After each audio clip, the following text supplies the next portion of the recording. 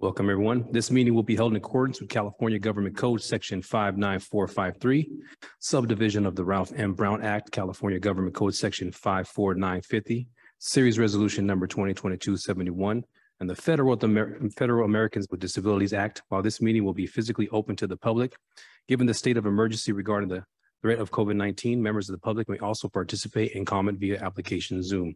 Zoom information was posted on the agenda. Welcome, everyone, to the City Council regular scheduled meeting today, Monday, July 25th, 2022. I now call this meeting to order. May I please get the roll call? District 1, Councilmember Casey. Here. District 2, vacant. District 4, Councilmember Klein. Here. District 3, Vice Mayor Silvera. Here. Mayor Lopez. Here. Everybody, please stand. We have an invocation by Pastor Jim Stolchel, Harvest Church, followed by the Pledge of Allegiance. And I believe he's on Zoom. I am on Zoom. Thanks for letting me come and join you. Let's pray. Thank you, God, for our community, for our family and friends and neighbors, for schools and businesses, for our wonderful, willing volunteers and civic organizations, and for our elected leaders. You know the complexities facing them, and we pray for clarity of vision and a unity of purpose. Guide us in this meeting tonight, and we pray in Jesus' name. Amen.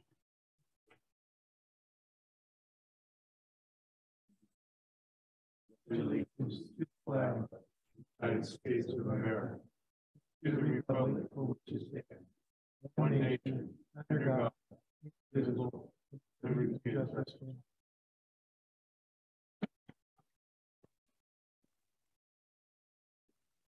Thank you, everyone. There is no presentation. Citizens' communications to the council on matters not included on the agenda. While the City Council welcomes and encourages participation in City Council meetings, adopted rules allow no more than 5 minutes. Resolution number 2007-106 for expression of non-agenda items. Matters under the jurisdiction of the City Council and not posted on the agenda may be addressed by the general public. However, California law prohibits the City Council from taking any action on any matter which is not on the posted agenda, unless it is determined to be an emergency by the City Council. Citizens are entitled to address the City Council on any agenda item subject to the 5-minute provision. Anyone wishing to address the City Council must adhere to the rules of decorum. The rules of decorum are posted outside the chambers. We'll now begin with Zoom comments online. Do we have any hands raised?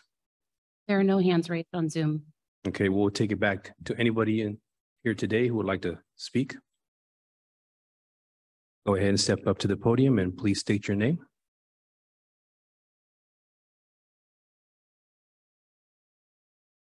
My name's Karen Cox. I live here in Ceres, close to the Ochoa Park, which used to be known as Eastgate Park. 1 second, ma'am. Can you please start the clock? Just want to make sure she gets her time. Thank you. Go ahead, ma'am. My concern is that park is not completed. There is no grass. Ma'am, just to let you know, there is an item on the consent. Would you like to pull that item instead of talking during citizens' communications? It's up to you, ma'am. Well, I've never done this before. Anyway, I just wanted to say it would be nice if there were shade, because we like to take our grandchild there, and there is no shade of any kind. There's only one bench. There are no picnic tables. It's not at all an attractive place to go, especially this time of year. And we hope at some point the park will be completed, or our daughter's full grown, our granddaughter rather. Thank you. Thank you, ma'am. And when the item is back on, I'll go ahead and ask you if you want to speak on it again, ma'am. Thank you. Is there anybody else who would like to speak? Go ahead, sir.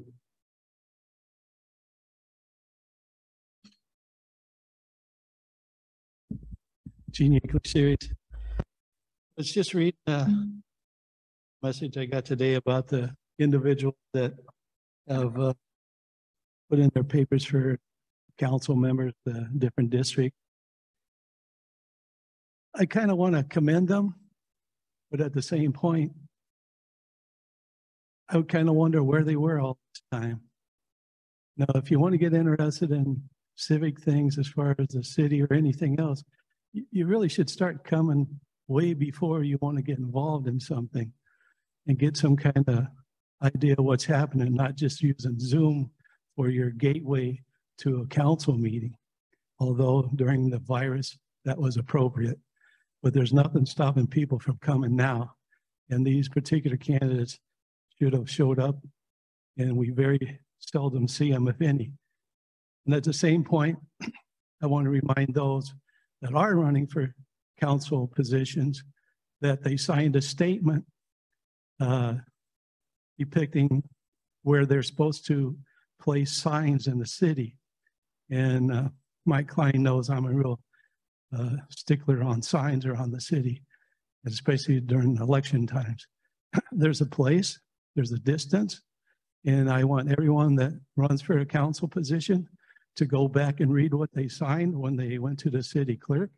It's in there, their names on it, their dates on it, and I want them to comply and not make a series some kind of circus act with signs everywhere where they're not supposed to be. Thank you. Is there anybody out here who would like to comment during citizen communication? Any hands? Seeing none. Public period is now closed. Moving on to appointments and commissions. Interview process for appointments to the Measure H Citizens Oversight Committee. Raza, I hear that you're on Zoom, sir. Is that me, Mr. Mayor? You're up, sir. Yes, I am on Zoom this evening. So thank you, Mayor. So the recommendation for this item this evening is the council that the council appoint a council member to serve on the interview panel along with the mayor for the appointment process for the Measure H Citizens Oversight Committee. The City of Ceres recently conducted a recruitment for 3 positions to the committee. The notices of vacancies along with the instructions on how to apply were published in the Courier. The final filing date closed at 5 p.m. on Friday, July 8th. There were a total of 5 applications submitted. Members of the Measure H Citizens Oversight Committee are appointed by the mayor with council consensus. Prior council practice has been that the mayor, along with one other council member, would interview applicants prior to a council meeting, and then at the council meeting, announce the recommendations for appointment. So with that, again, the recommendation this evening is that the council appoint one of you as council members to serve on that interview panel. That's all I have, Mayor. Thank you, Alex. Bring this back to the council. Is there any council members that would like to be on the Measure H committee with me? Yeah, it'd be my pleasure to serve again. I was on it last time. Thank you very much. And looking for consensus from the council? No objection. Thank you. And so it will be me and Vice Mayor on the Measure H Oversight Committee. Thank you very much. Moving on to conflicts of interest. Is there any declarations by the council? Seeing none. Mayor, I have no conflict, but on item number 3A, I would like to be known that I'm going to abstain since I was not present at the meeting. Okay, 3A. I will be voting on all the other items, but I'd like it for the record, I'd abstain from 3A. Thank you very much. Appreciate that. Okay, moving on to consent calendar. All matters listed on the consent calendar are considered routine in nature and will be enacted by a single motion unless otherwise requested by an individual council member or public for special consideration. Otherwise, the recommendation of staff will be accepted and acted upon by a roll call vote. Is there any council member that would like a consent item pulled for further discussion? Item 14. Item 14. Any other members? 6 and 7. 6 and 7. Okay. Looking for a motion for the other items.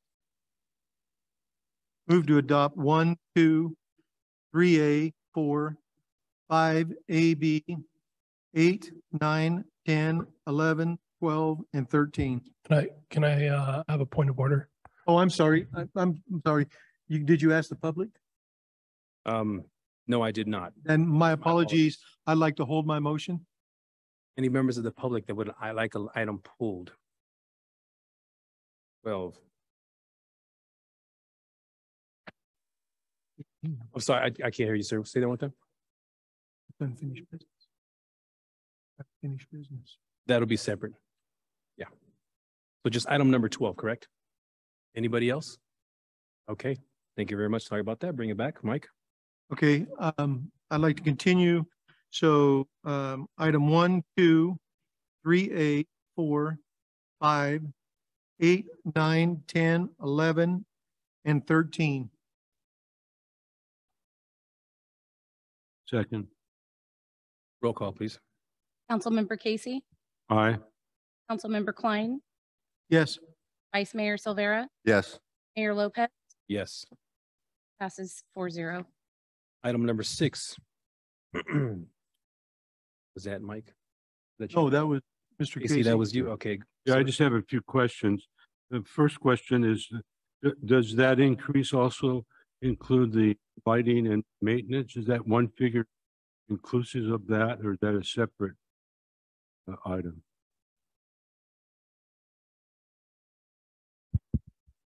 Right now, it shows 300 and some odd dollars for District 1.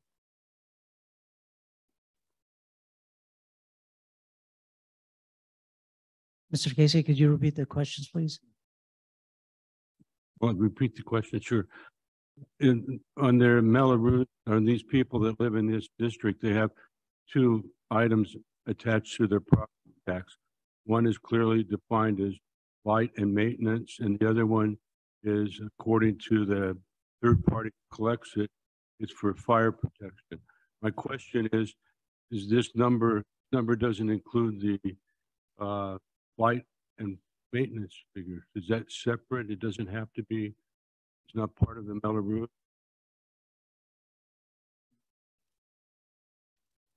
Oh, I'm sorry. I have like a So do I. logged ear and I So do I. trouble. Yeah. Okay.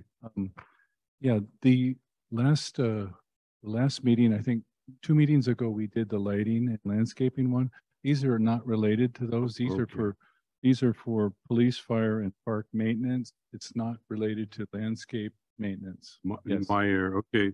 Yes. So the other question, what's the average increase for each property owner? I noticed that we have percentage and we have the new number.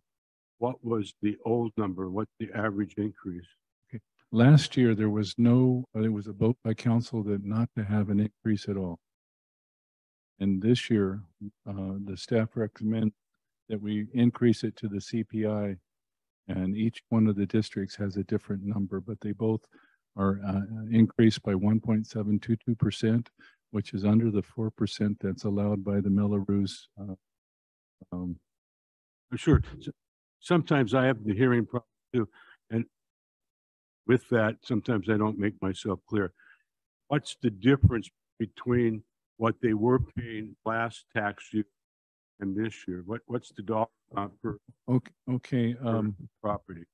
I'm actually, I'm going to have to probably defer to Okay. Letitia. Do you know that number? I don't know what the 302. Okay. The current rate was $302, and now it's going to be $327, the new rate. Okay.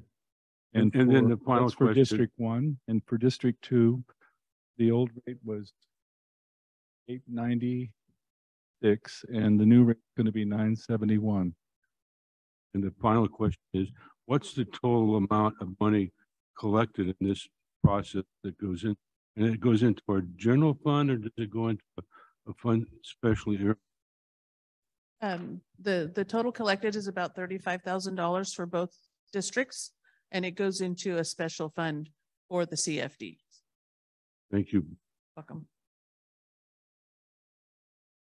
Does any members of the public would like to comment on this item? Go ahead, sir.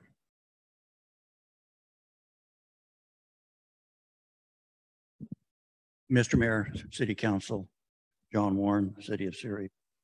The last couple of years, I know that this tax increase has not been approved. And it's been, this would be the third year it wasn't approved. I don't think that the city can go on and not increase taxes because of the need for balancing our budget and so forth.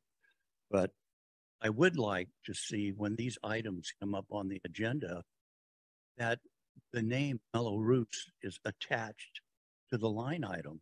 You don't find anything except this is a special tax for a special district. And I'm going to tell you, the average person out there doesn't understand what that is. Some of the people in the District 1 and District 2 of the Mello-Roos won't even know their taxes are going up, and possibly they'll pay their bill. A lot of it's attached with a withholding every month, and they probably won't even know it goes up.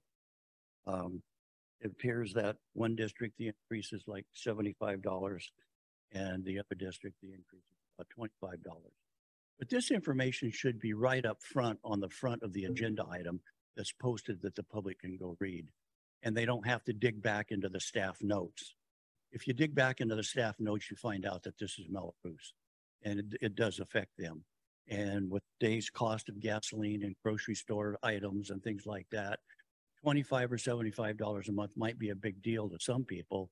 Hopefully not, if they're homeowners. And some of these people may be renters, and the property owner is passing it on to them in their rent. And so they would be unaware as well. So thank you for my comments, and think about these things as you make your decisions. Thank you. Any other members of the public would like to make a comment on this item? Anybody on Zoom? No members on Zoom. Yeah, bring this back to council for motion for approval. Make a motion to approve item 6 and 7. Second. Roll call, please. Councilmember Casey, Aye. Councilmember Klein, Yes. Vice Mayor Silvera, Yes. Mayor Lopez, Yes. passes 4-0. Item number 12. Item number 12 was that? Mr. Warren, That was pulled by the audience. is that you or that? Okay, he's coming up. He's coming. John Warren, City of Ceres. When the item was approved, I only remember one automated line layer that was going to be approved for the use of striping the fields. And each of these toys is $62,000.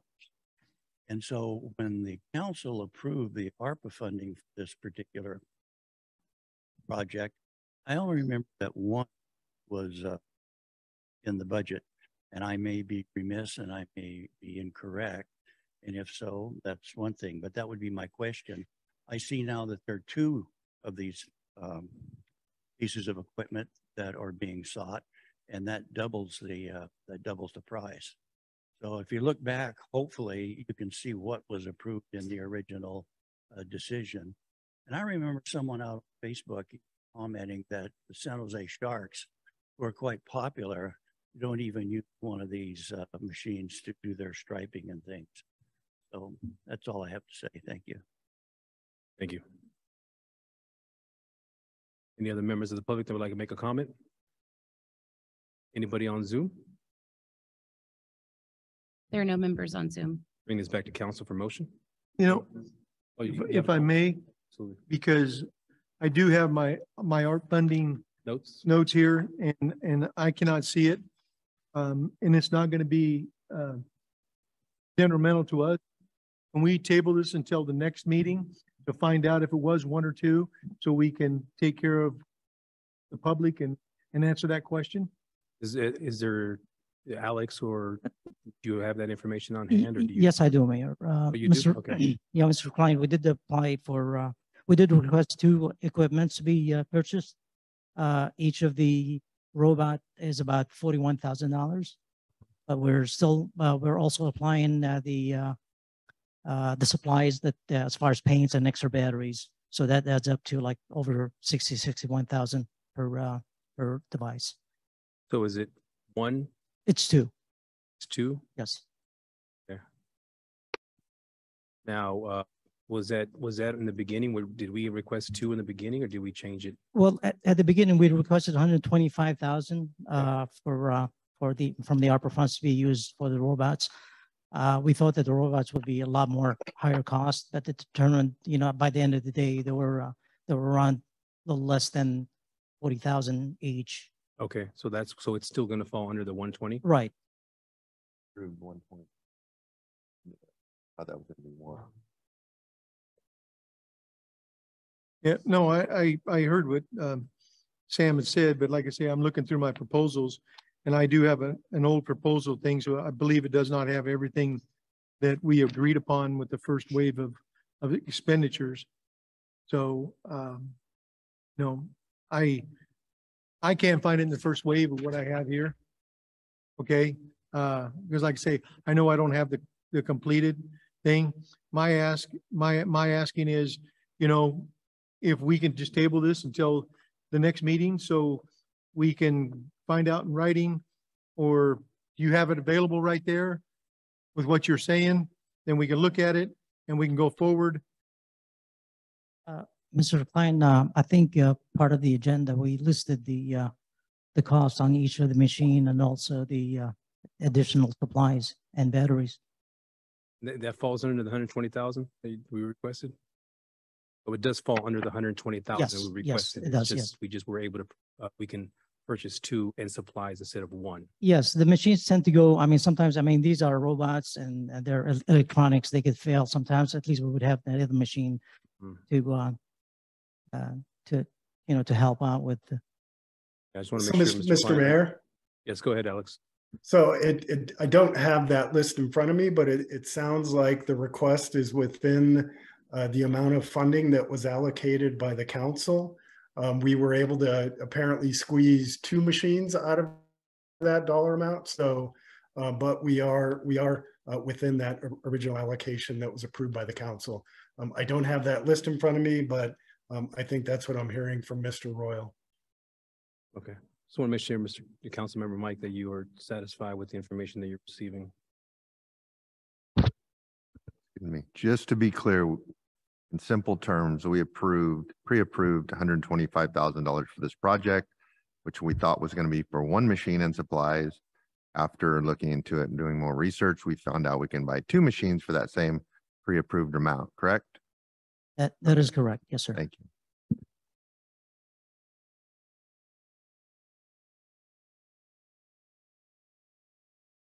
Mr. Warren, does that answer your question? Go ahead, sir, if you can come up to the microphone.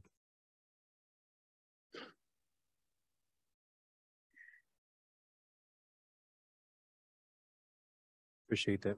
Move to approve resolution 2022-93. Second. Roll call, please. Councilmember Casey, Yes. Councilmember Klein, Yes. Vice Mayor Silvera, Yes. Mayor Lopez, Yes. passes 4-0. Item number 14, Mike. You know, I pulled this item because I'm going back and forth a little bit with the city manager on this. You know, a few years back when Industrial Fire disbanded and the series took over the Pecos building, you know, there's agreement for us to be change of ownership. And, you know, my question is, can we give it to the Modesto to do it? But that's not part of the initial agreement. So what I would like to do is, I'm in favor of it coming over, but I would like to have a task for Chief Weiss along with the city, because we know that that is an old station, needs to be upgraded.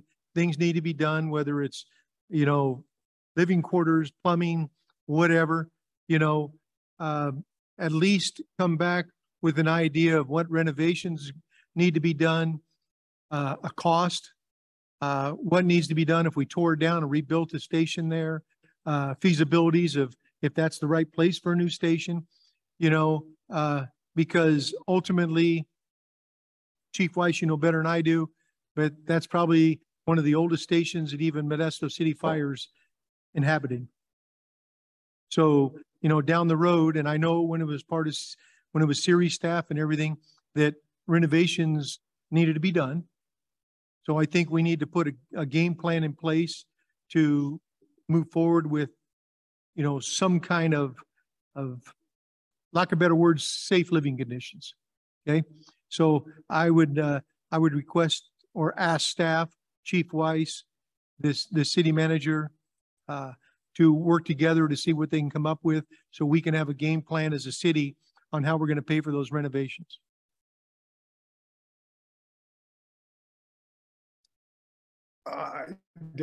I guess I'll just jump in if Mayor, if that's okay. Okay, go ahead, Alex.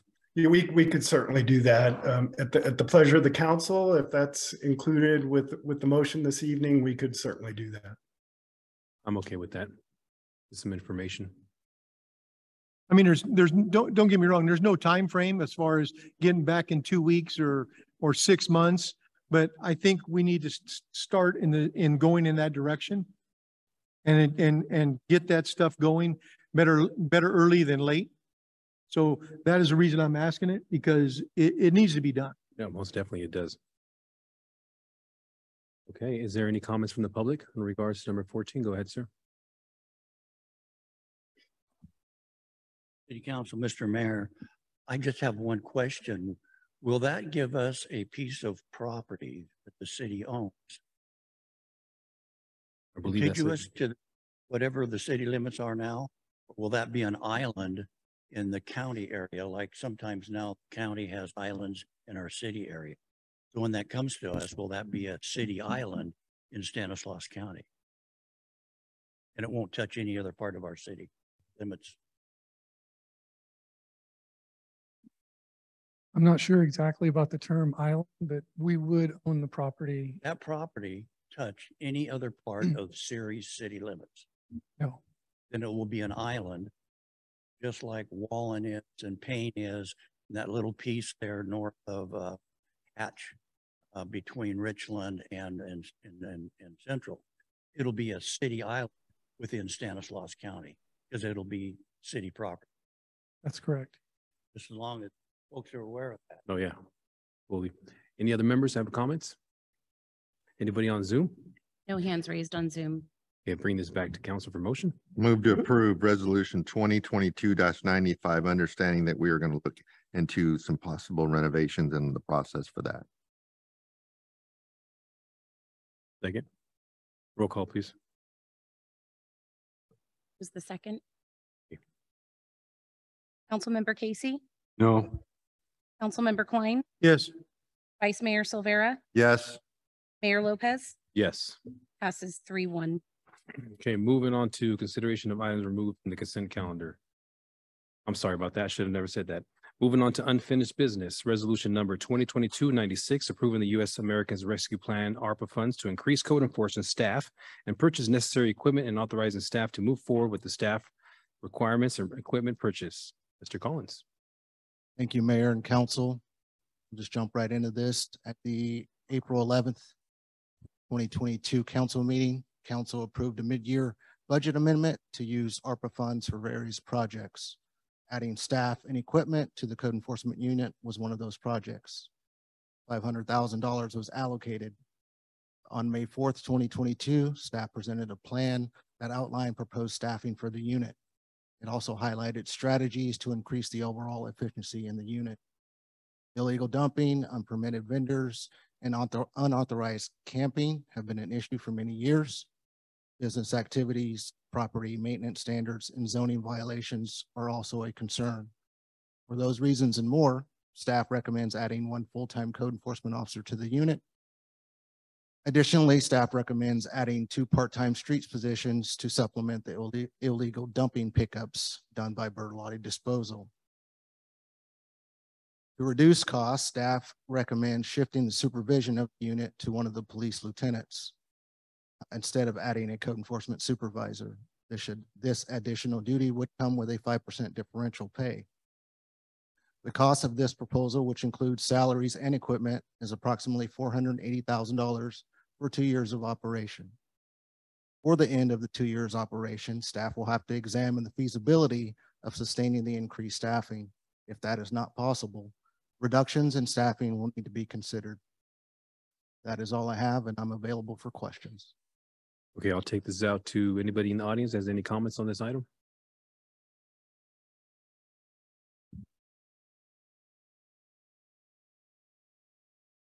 John Warren, City of Ceres. The project is be needed here at our city. The only comment that I have is that I don't feel that a 5% pay increase for the supervision of this unit is was discussed before and is entirely necessary. The city police department has been tasked with being the lead agency and being in charge of code enforcement. And with that goes the supervision of code enforcement. All of the other special projects in the police department don't come with a 5% raise. I may point out that our police department has recently received a substantial salary increase and some bonuses. And so that would be one of the things that I would not agree with as a citizen of the city of Ceres. The rest of the program is well and good. If it conforms to what council asked the police department to do at that April 11th meeting, and that concern with staffing of code enforcement officers 7 days a week. Thank you very much. Any other members of the public would like to make a comment? Go ahead, sir.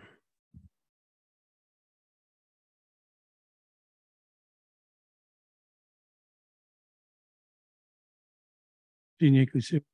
I think in the past for the code enforcement, we had a sergeant who's left the community and the state.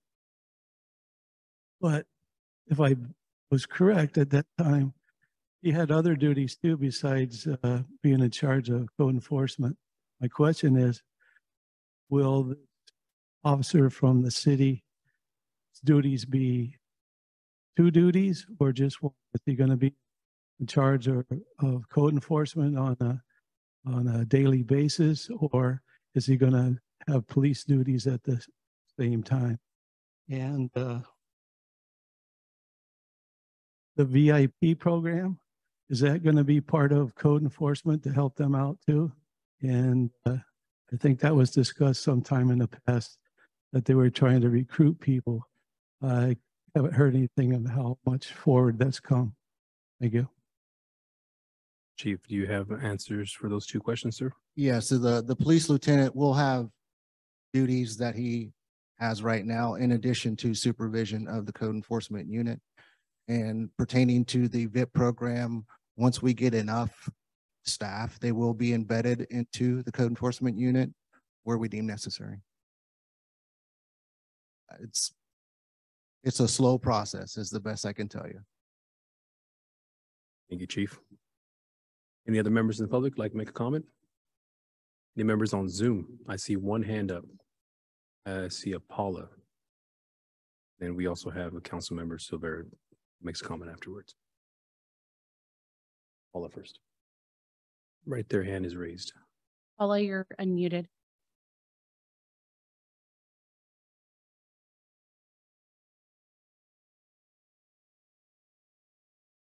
Paula, can you hear us? Can you please unmute your mic?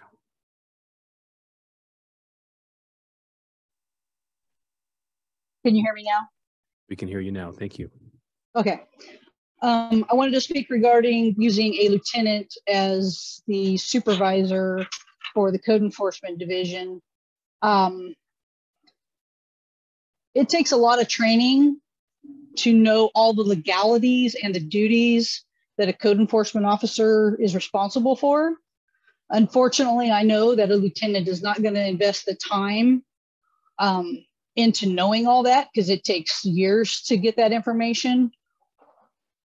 It's evident when I read through some of the proposals, just changing the time for a notice of violation down to 5 days from 10 days when you can't go below 10 days for a notice of violation for something on private property. You want to have a code enforcement supervisor who is a working supervisor. So on top of all their other duties, they are out there also doing inspections. And that increases your productivity, as well as them teaching the code enforcement officers below them how to do the more specialized type of inspections. That's all I have to say. Thank you very much. Is there any other hands raised? There are no further hands raised on Zoom. Okay, we'll bring it back to council. Okay, I've been emailing Chief Collins on and off all day, you know, one of the things that we asked them to come back with was a work schedule, work plan of what we're doing. And my question to you is, Chief, I know you shared it with me. Did you share it with the other council members? Did you print it out or anything? Because one of the concerns we had was 7-day-a-week coverage. So I did not share it with the rest of the council. I wasn't asked that question by the rest of the council. The model that you have is a 4-10 schedule with 7-day-a-week coverage. The captain is prepared to discuss other scheduling options if you'd like to hear that. And you have the code enforcement administrative assistants working Monday through Friday, Yes. 5 days a week. So, and I know we were in dialogue. Captain Crane was part of it. I just trying to make the rest of the council aware of it, because I know these are some of the things that we had discussed at the beginning when this came up, that we'd have coverage 7 days a week. You know, and I think that's what we really wanted to get this thing growing. As things progress, it could be different. As far as a lieutenant being in charge, you know, I think we got to start somewhere. You know, and I'm fine with that because, you know, this is going to be new with the extra personnel and things we have in place. So I'm fine with the lieutenant, and I'm fine with the 5% pay increase. You know, it's going to save us in the long run, other than hiring a supervisor. And then when you got all the other added expense, and we do have to start somewhere.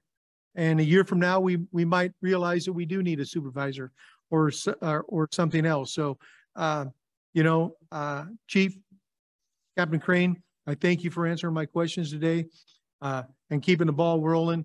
I wanted the other council to know that, you know, we did talk about the 410. We did talk about the 410s. We did talk about 7-day coverage. That's what you brought back to me. So thank you. Thank you, Councilmember Klein. And I just wanted to add that in a perfect world, I would recommend, and it was my original recommendation, to have a working supervisor. That's just not in the cards with the amount of money that we have for this project. Looking forward to that, though, we have sent Lieutenant Perry to Module 3 of 3 modules for code enforcement. So he's deeply immersing himself in the world of code enforcement to get that expertise that is needed to properly supervise the unit. And I think the city, as revenues grow and as budget gets done and allocated, and we see the success in code enforcement, you know, I think down the road that there's a possibility that this council will approve a supervisor. You know, we'll just have to see how, you know, the growth is.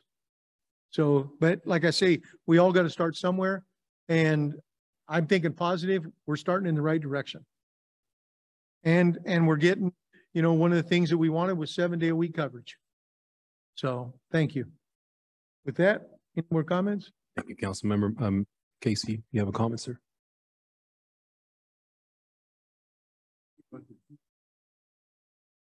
Yeah. The button on the microphone. You gotta click the button on the microphone. The microphone. You click the button on the.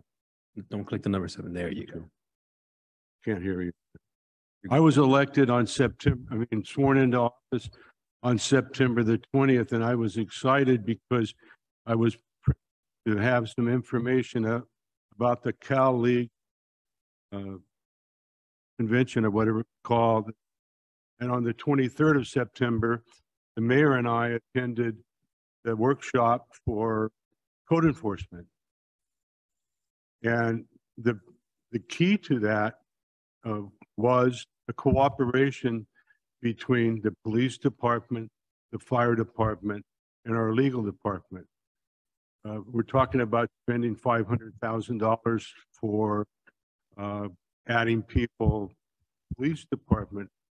I wonder, and I met with the chief, it was a week later, and I understood how it was working in series. I know personally that the things in my neighborhood, I talked to my neighbors about abandoned cars, about, you know, they have an appliance sitting on the street, I tell them, you know, you got to call Bertolotti and make arrangements, and they'll pick that up, no big deal. But you got to get this car off the street. Sometimes those things sit on weeks at a time. I'm all for improving code enforcement because during my brief term to try and get elected, without exception, every 10th person, that was their main complaint. And I still don't recognize the great improvement. $500,000 is a lot of money, and I hope that you understand the fire department, legal department, and the police department. By us spending this money, we are going to hold you accountable in a short time to improve the problems that we have. It's a shame that I have to talk to our city manager and to Christopher to get something done. It shouldn't be that way. So I hope, Chief, with your ability to be a good leader, that you can instill that on these people that we're going to hire. And thank you. Thank you very much. Bring us back to the council for motion. I've got a comment first. Oh, go ahead, sir. Haven't been involved with municipalities my whole life, just the last 3.5 years or so. But as Councilman Casey said, this is the #1 thing people talk about. Never in my wildest dreams before getting involved with the city business did I realize how much code enforcement was a part of what we do. It's pretty much everything. Everything falls back on code enforcement. We were talking about this 3.5 years ago about what are we going to do to make code enforcement more successful so they can help the citizens quicker, more. It's awesome to see finally a plan come together. We were lucky to have some extra money that we didn't initially have when we started talking about this with ARPA funds. But it's great to be able to see a plan come together, and thank Lieutenant Perry for taking an interest in this. And no doubt, if we're going to add this much work onto his plate, he needs to be paid more. I have 0%, zero problem with the 5% increase, and I'm sure he'll do a fantastic job. So my comment, to simplify it, is just this is awesome to finally see us do something. And like Jim said, let's keep the momentum going. Let's try to figure out how we're going to make this longer than 2 years. We have some more ARPA money. Maybe we can extend it. And all the different city departments need to figure out how we can continue this with this staffing level, this service to the community after the ARPA money's gone. It would be horrible to think we were going to get this thing to the point where it's going to be, and then it goes away. So now's the time. We have 2 years to figure out how we're going to manage this and keep this funded moving forward after the free money from the government goes away. That's my comment. Thank you, Chief and Lieutenant Captain, for the work on this. And it's going to be great to see it rolling down the street. And I will echo what the council says. You have the council's full support. Thank you. Motion. Move to adopt resolution 2022-96. Second. Roll call, please. Councilmember Casey, Yes. Councilmember Klein, Yes. Vice Mayor Silvera, Yes. Mayor Lopez, Yes. passes 4-0. Okay, moving on to new business. Item number 16, resolution number 2022-97, authorizing the use of American Rescue Plan ARPA funds and neighborhood park fees for the design and construction of Ochoa Park improvements. Hi, Mayor, Vice Mayor, Councilman, it's my pleasure to give a presentation on Ochoa Park for the capital improvement project that we proposed. Next slide, please. Going back to 2020 on Phase 1A, the original Phase 1A park construction provided new concrete walkways, benches, a volleyball court, playground equipment, cornhole, and a horseshoe pit. Other improvements included the installation of decomposed granite and a wildflower hydro seeding effort of over 200,000 square feet. Next slide. As you can see, the clearing and grubbing operations got underway in the spring of 2020, and the work that I just described was completed in the fall of 2020. The second photo, you can see the actual equipment doing the site grading.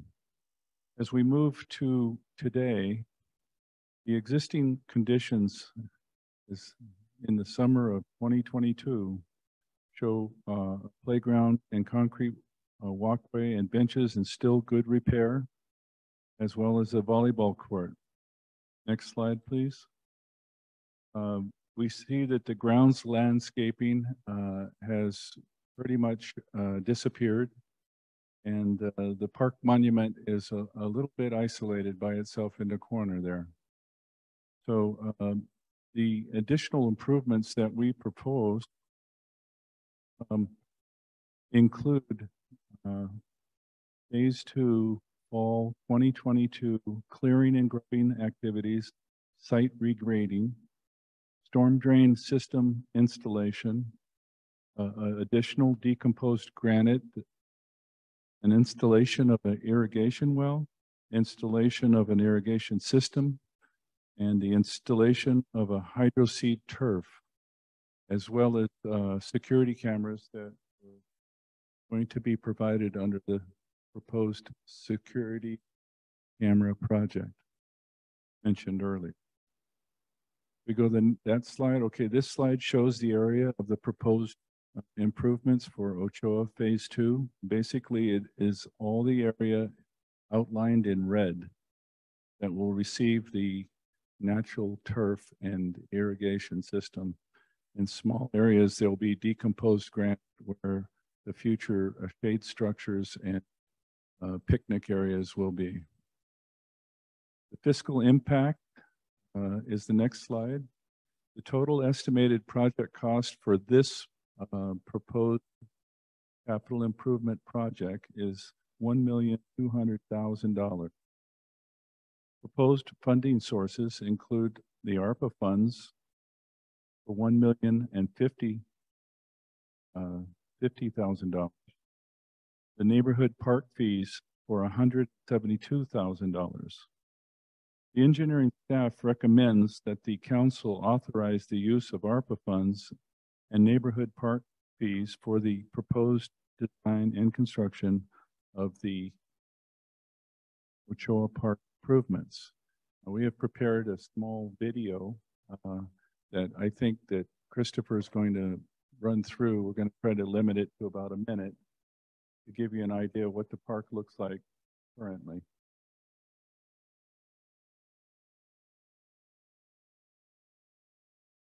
This was shot with a drone, care of the police department. We thank you very much.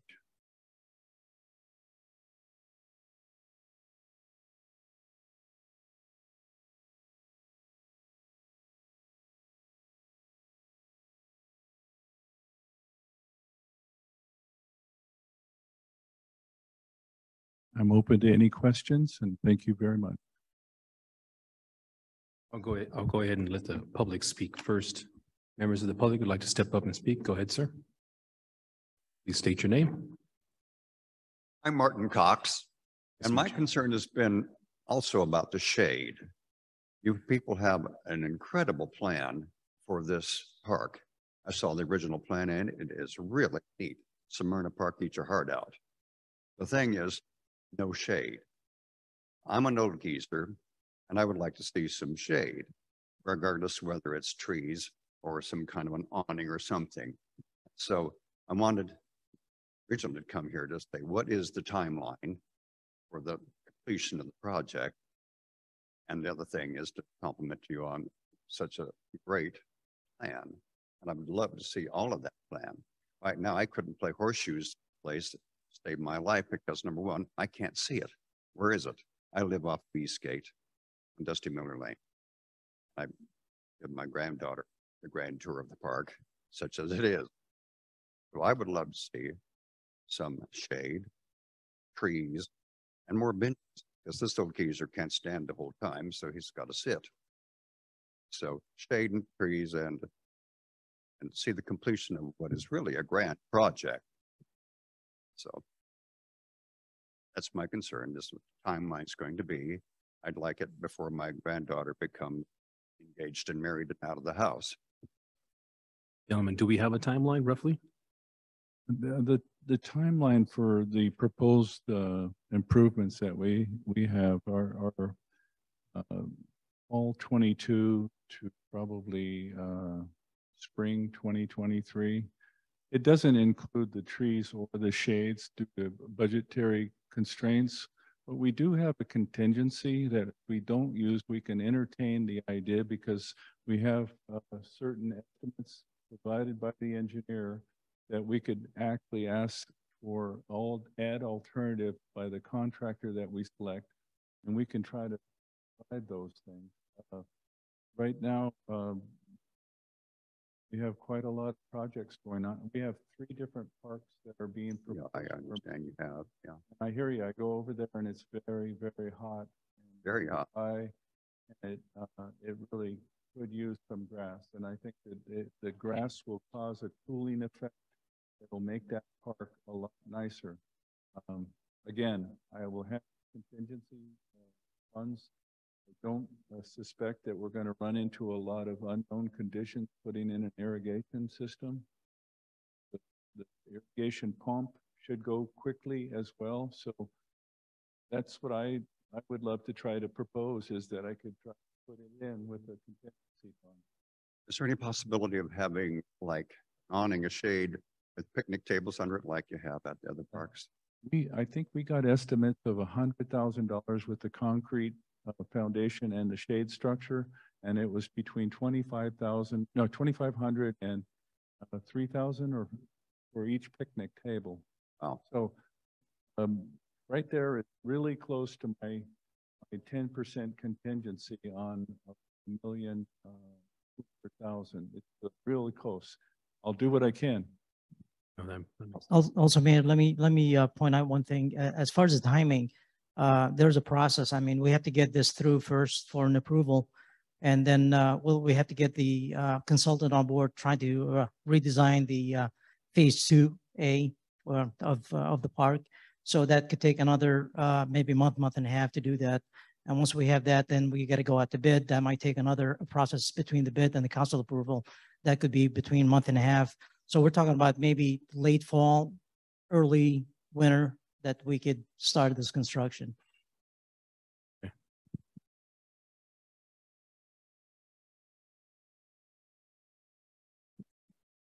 Estimate is clear on, at least more accurate on the contractor's estimate of costs too. So we'll be finishing scheduling in springtime 2023 of Ochoa Park.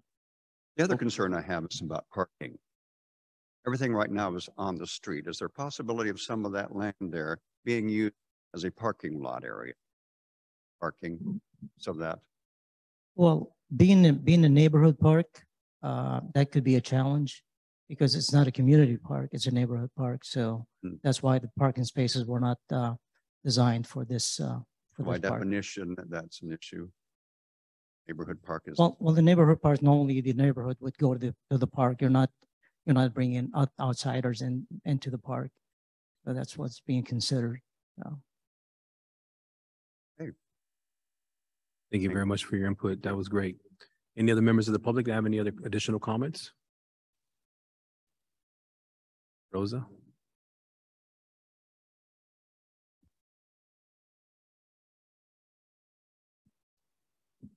Want to follow up to, I know we talked about this at the last meeting. Jim Casey had brought it up regarding the security cameras.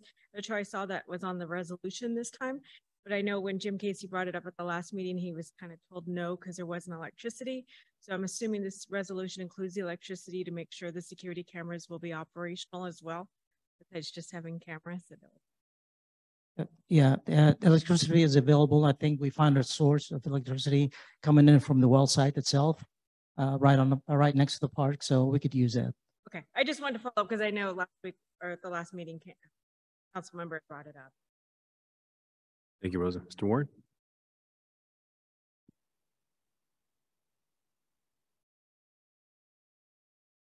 Thank you, council members. John Warren, City of Ceres.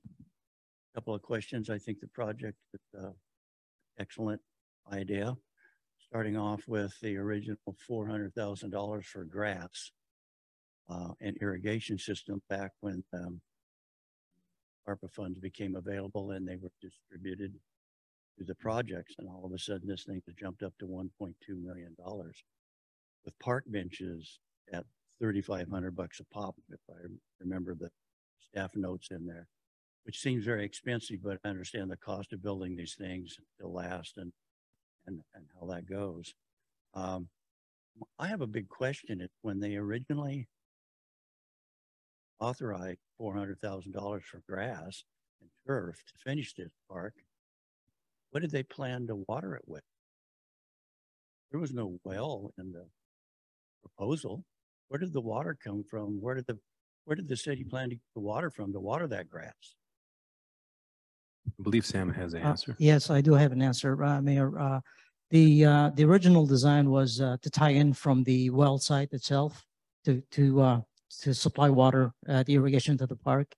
But the cost of the watering the entire park using the domestic water would be a huge cost. So we determined to use the well in order to irrigate the field.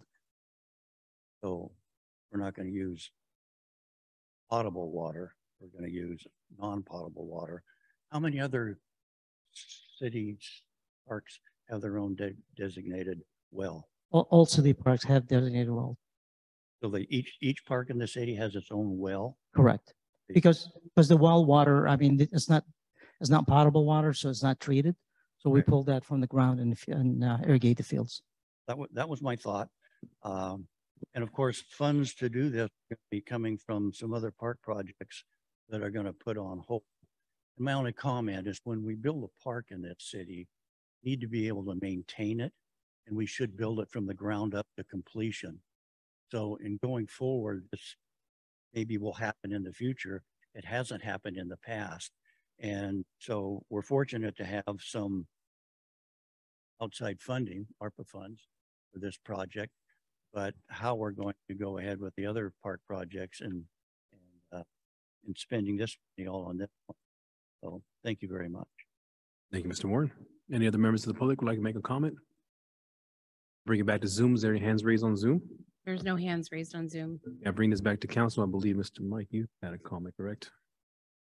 Couple of questions. Mr. Royal, you made a comment that, we got to get the council to approve this, and then you're going to hire a consultant. Yes, the original phase was hired by Dell Engineering to do the actual design for the first phase. The second phase, we will reduce the scope from the original phase, but we still have to hire the consultant to do that for us. So my question is, why don't we get with the city manager, take some of the ARPA money to hire the consultant to do what we need to do, and then come back with a better cost of what the plan is, with the shade structures, with the cement and everything like that, and then see what kind of funds we have available from the second phase of ARPA money to incorporate this. Okay, the architect or the designer has already provided estimates of cost for almost all the parts of the park. We had a budget utilizing the first installment of ARPA and try to stay within that. There is the option to take a portion of the second installment, and it will be part of the second park presentation that I'm coming up with. So it's a viable alternative to utilize additional ARPA funds on the second installment to create a larger park. We have several proposals from the engineer or the engineering firm to give us different phases. We were trying to meet the budget, and that's where we were trying to make it happen. So again, I think that we have a schedule for ARPA second installment discussion and how we're going to use it. I was talking to Letitia and we were trying to figure out when that's going to happen. But again, it is possible. Yes. So, and and I apologize, I'm lost a little bit here. Explain to me again why we need the consultant. Consultant provides a schematic design, and that's pretty much what we have. And he gives us a rough order of magnitude estimate. It allows the engineering department to figure out working designs that will fit in a budget. Our budgets that we started with were to utilize the first installment as we were directed, and we modified the scope of the Ochoa Park design to meet the budget that we had, and it included removing the lights, the lighting in the park, and also the shade structures and all several amenities. It allowed us to put the irrigation system in, the agricultural pump, the irrigation pump, and the natural turf, as well as some of the smaller things that I described earlier. So I'm open to whatever you guys would like me to do as far as utilizing the second installment for this park. I'm happy to do that. I just knew That would be that like there a was phase 3 Well, added to the park. It would be, yeah, it could be phase 3. I mean, We could essentially we're not doing anything that's going to cause us to tear it up and redo it. We're just putting grass in. Yeah, right. And trying to cool it down, because grass will cool that park. So that's what we're trying to do.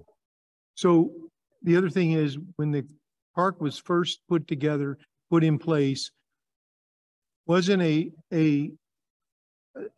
sprinkler system or an irrigation system put in place?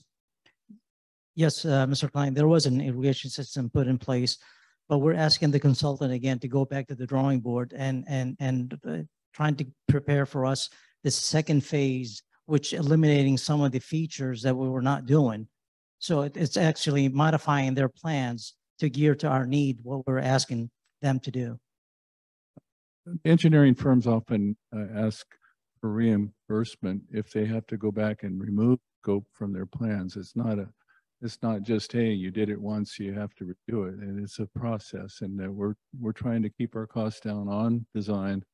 But I think that for us to get what I consider a critical bid from a contractor, we have to have a good set of plans, and we want to have a quality project that we can all be proud of. And I think that that's just part of the program, is that we utilize engineering firms to give us that plan and specifications so we can get the best price.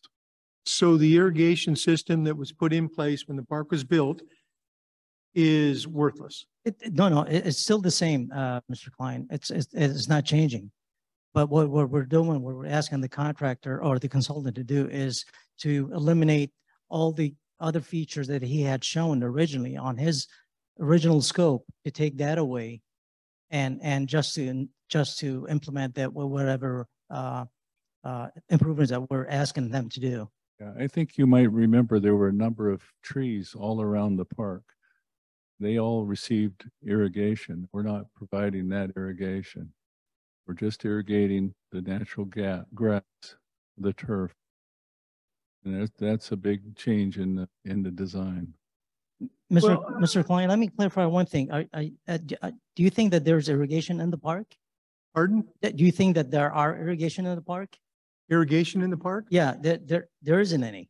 That's why I asked if there was, and you said yes, there was. No, there isn't. There's no irrigation in the park right now, as is. Okay, as well, the yeah, way 'cause that's why I asked if there was. Oh, I'm sorry. I just want to. And you said yes, there was irrigation in the park. I think he was talking about the design. I'm talking about the design itself. No, I'm not and I was talking about if it was already in the park. Oh, no. Because, see, here's where I have a difficulty. Is I know the park needs to be completed, and I think the park should be completed. Okay. But it's hard for me to approve this plan not seeing the plan. Okay, we're going to do this, this, and this, but yet this park was never, to me, never done correctly. They did this phase and this phase, was put in with cleaning out the grass and leveling it out and doing all this, and it wasn't done correctly.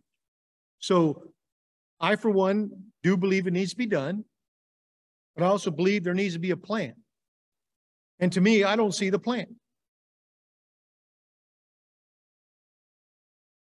And I appreciate your request.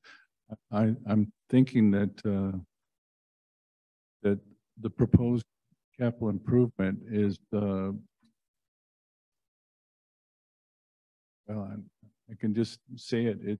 I don't think it requires a plan for what we're proposing. There's a location that we'll set for the irrigation pump, and then the rest of the area, except for the decomposed granite areas where the shade structures, the horseshoe pit, and those things are going to be placed, and the rest of it gets natural turf. And I understand what you're saying, but to me that you're telling me that, and I don't see a plan. Originally, we started out with $600,000 of ARPA money. Now we're at over $1 million ARPA money. Okay. And, you know, for me to turn around and say, yes, just go ahead and do it, I don't see a plan. I do agree with the people in the audience that it needs to be done, that the park should be completed. But I'm going to tell you, without a plan in place, I can't support this. I'll chime in real quick. So, Mr. Mayor, I'm just. I understand where you're coming from, Mike. So here's what I understand. I mean, I read the thing. I mean, everybody knows that I turn around and read it, and I see this and everything like that. But then you get a gentleman comes up and says, you know what, we need shade structures, and we'd like to have this, we'd like to have this. You know, nobody's, you know, I ask even, does somebody get with any of the neighborhoods to see what they wanted, how we can move forward? Because I do agree the park needs to be done. But all I see is numbers on a thing. This is what we need to do. That's all I see. Yes. Councilmember Silvera showed me, the plans here. It's all numbers. I don't see any drawings, no trees planted, nothing like that. Like I said, I'm lost. Maybe it's just me. Maybe I'm the only council member up here that is. Mike, if I can chime in real quick. So obviously it's our direction, right? So we tell you that this is the second phase, but we want these other things for that third phase, and we're going to make that happen. That's up to us on that second phase ARPA funds. It's going to be our direction. We should at least be telling them what they need to do. And I agree with what you're saying. Those features that gentleman just requested should be a part of the plan. But it's just like, hold on one second, Mike. The questions I ask, and I do appreciate staff getting back to me. Here we got the state is taking, you know, we're on water rationing and everything like that. We're going to turn around and do all this irrigation system. One of the things I ask, and staff did an excellent job by getting back to me. What about artificial turf? You know, what can we do with artificial turf? What can we do with this? And those are things that I think we need to look at as far as what can be incorporated. You know, what's the longevity and those other stuff. Like Mr. Warren said, we're going to turn around. It's a big park. It's going to be a beautiful park, but what are we going to do long term? That's why Lions Park hasn't been done yet. That's why it took a long time for a lot of these other ones to get developed. Correct. Okay. You know, and yes, it needs to be completed. I do agree. But there's so many things to me that should be open in the discussion, and not just say, yeah, here, go ahead and do it, but you're going to do it the way we want it when we turned around and approved it already.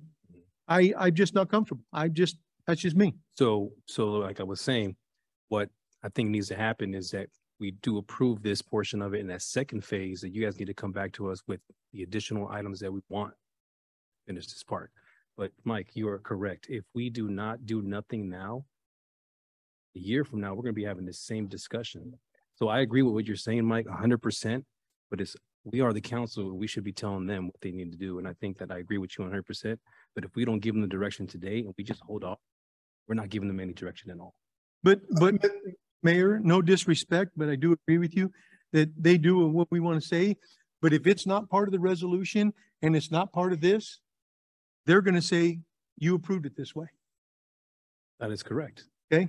So that's why I say that I want to see a plan come back as part of this, that we're looking at straight structures. We're looking at this, and it all be part of the resolution and everything else we're doing. And that would require more money, correct? Because this only Well- allocate, this money right now only does what they had laid out in this presentation is what it's gonna take on 1,200,000 plus that 172 to complete what they have already presented. So I believe they did a great job by giving us this presentation, telling us what they're going to do.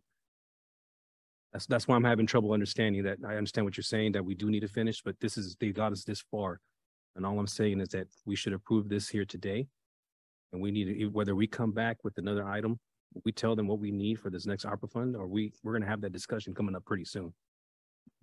That's what I'm saying, Mike. It's almost like I'm like half and half with you on what you're saying. And I totally respect what you're saying, but I feel that I think it's a bad decision for us to not vote on this today and make this happen today. Because all we're doing is kicking the can down the road. And you can vote on it today, but I'm telling you, I can't support it. I understand. I'm just Okay. letting make myself clear. All right. Any other comments from the audience? Well, actually, before I move on, council member? Because we already closed public comment. Go ahead. Sure. I represent District 1, and that's the Lions Park. And I have pity for you and understand your grandchildren. My grandchildren moved into their house. I mean, they were born there, and one of them's going to college next week, and you can't even walk around the park half the time. We had to go twice just to clean the cement. And this particular proposal is taking the $650,000 away. You mentioned shade. I have some people that live in the neighborhood and use the park. And I said, we're going to be discussing it. The first thing they said, needs shade, and it's not part of this thing. I'm all for the youth of our country and this city, and we need to have parks. We need to have all baseball, basketball, everything. But because previous government agencies, council here, didn't handle things right, now we're asking to do almost the impossible. Mr. Ochoa, I had the opportunity to meet, and I believe wholeheartedly, if he was here today, the namesake, he would say, wait a second, let's go back and let's think this through. We can, our thing says, together we can achieve. We can work hard as a community, service clubs, ARPA funds, general funds, park funds, grants. And we can make this park beautiful. At the same time, we don't have to sacrifice the other parks. I wish that, I just wish that everyone could understand that. We can achieve.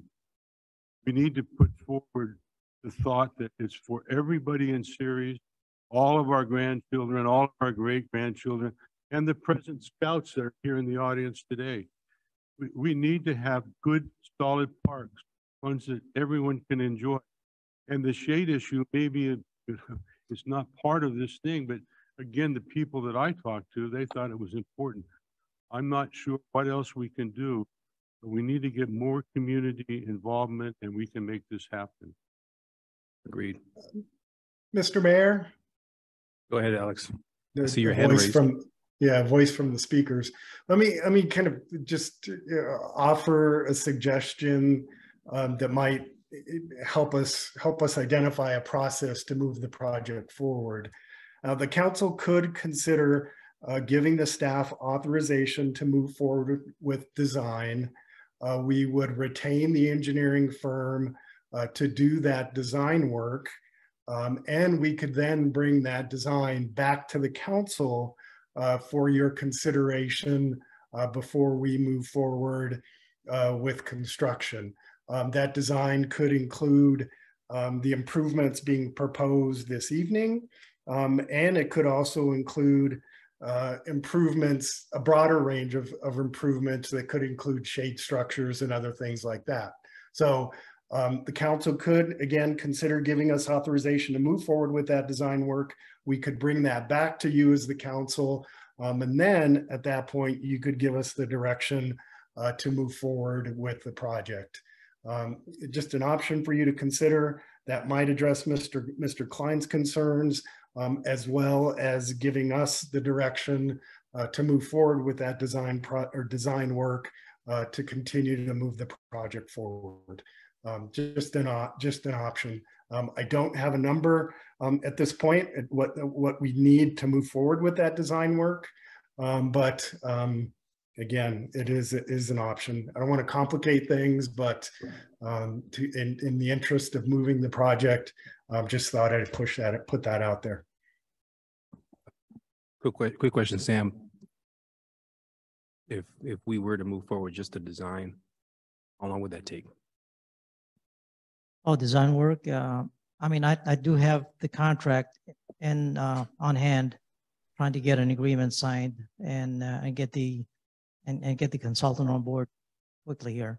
So I would say within I could find out how fast they could work on this and get that answer to you, Mayor. But what's the rough estimate? 2 weeks? I would say between 3 to 4 weeks. My question is to the city attorney, since that is not on part of the agenda for the design work and everything, wouldn't they have to bring it back to the council and place it on the agenda? That's correct. And that was the option that the city manager recommended. Okay. It does say design here. It does say design, but you're talking about the word construction. The detailed design that the council is requesting would desire that additional action. I just want to make sure that we get this on the agenda ASAP, because what I don't want to do is I don't want to waste anybody's time, and I do want to make sure council members are heard. If it was up to me, I would pass it the way it is, but if we have to just do the design, then so be it. And if so, council, we would have to repeat this resolution without saying the words construction, correct?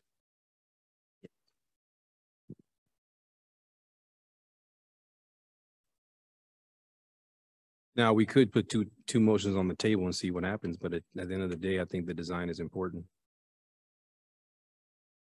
Vero, you want a motion? No, Just the way it is I have now? comments. I've just been waiting. Go ahead, sir. This park's in my district. It was a long time coming for the most populated area in our city. It was built probably a third of the way, but that's what we dealt with. The community came together and decided to name it after Guillermo Ochoa. We had 200 or 300 people out at the renaming ceremony. It was awesome to be out there. Those people said it just needed to look like a park to a person. Literally to a person, they wanted to see grass in that park. 2 years ago, we had an estimate that was 450, 500,000, whittled it down to 400. It's since then more than doubled. If we wait any longer, there's no telling how high it's going to go. Just to put grass in the park and irrigation and wells and pumps. It's gone up more than double in 2 years. If we continue to wait for this portion, it's probably going to go up again. So these figures will probably never be correct if we continue to wait. The money's there to put irrigation and grass in this park without touching the general fund, without touching the $700,000 that is still in the coffers for non-ARPA money for Lions Park, the development fees. We're not going to touch those. I agree. It's tough, like Mr. Casey said, to take some money away from Lions Park. But $700,000 or $100-something thousand isn't going to put a sidewalk in that park. Why the people before us decided to build this park as is, I have no idea. Really not my concern now. Our concern is how to finish it. And if we have to finish it in phases, so be it. Right now, the money's there, put grass in that park. That's the number one thing that all those 300 people said that park needed. They wanted to be able to go out and play soccer and use that park and use the grass. We have the ability to do that right now. I 100% agree that there's some more things that are needed in that park. And do we have the luxury of some more free money? Potentially do that, like the city engineer said. We'll have another phase with shade structures, what have you. If we don't get the work going on that grass now in the fall. It won't be next spring that there'll be grass in that park. It'll be, if we're lucky, fall of 2023. The money's there. The staff did a great job finding it, putting the proposal together to put grass and everything that comes along with grass in that park. I think we're obligated to do that right now. Waiting any longer to put grass in that park and full irrigation system would be wrong for us as a council. I'm not sure, Mike, what questions you have about the design up to this point. I believe it's pretty clear. It's going to be grass and sprinklers and a well and pumps. That's what we have the money to do right now. It's not going to cost the taxpayers any money. We're not taking money from the general fund. It's sitting there ready to be spent on what we need to do. We need to put grass in that park. It's pretty simple. I don't think one person would disagree that that park needs grass in it. Does it need some other things? Absolutely. But we have the ability to put grass in it right now, starting now. I think we're obligated as a council to do that. I hate to say it, but we're trying to fix mistakes from the past, and we have the ability to do that right now. So if you're not going to support this as it is, I'm not sure the direction this whole park completion process is going to go. I live in District 3. There's 100 people in that park sometimes daily. There would be 300 or 400 people if there was grass in that park. No doubt in my mind. The weekends would be crazy with people playing soccer and everything else out on that grass. We can't afford to wait another year to put that grass in the park. Thank you. Okay, and for that, I'm looking for a motion for item number 16.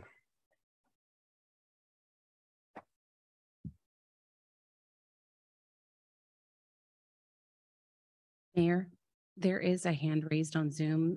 We already closed out? I believe you did, but I Yeah. wanted to let you know. Yeah, we already closed out public Public comment. comments closed. Go ahead. Go. You don't got to hear it. Go for it. Move to approve resolution 2022-97. Second. Roll call, please. Councilmember Casey, As it's written, no. Councilmember Klein, No. Vice Mayor Silvera, Yes. Mayor Lopez, Yes. fails 2-2. Put another motion on the floor. Resolution number 2022-97, without the word construction, authorizing the use of Americans Rescue Plan funds and neighborhood park fees for the design of Ochoa Park, with the thought of staff bringing back more information. So you made a motion just for the design aspect to come back. Yeah, without the construction part, so we won't. Without the construction part, just the design. We can look at things, we can discuss it, we can go from there. That's correct. City Attorney. Are we good with that, or do we need to bring something back from Alex like we had discussed a minute ago?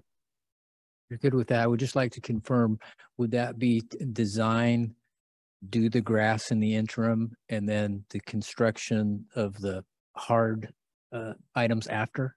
You'd have to ask the mayor. That would be the design and some of the additional items that we talked about tonight, which would be talked about awnings, tables, benches, and then possibly maybe Proceed with the grass in the interim. proceed with the grass, but also add those additional things to the design. You wouldn't have to come back. Yeah. You would come back with those other items, but you could proceed. We can proceed with this motion. Yeah. Looking for a second. City Attorney, Yes. so we can make a motion, another agenda item at our next meeting. Is that what we're doing here? We're No, modifying this, what are we I doing? understand we're modifying this item to include the design, the installation of the grass, and then you will come back, the staff will come back with the details of the construction, which you would approve before that proceeds. That's my understanding of your motion. That's correct. So we'll have time to talk about what we want on the design in addition to what they have already presented. The items that you referred to and also that the public has referred to. Looking for a second. Huh? For a second. You are.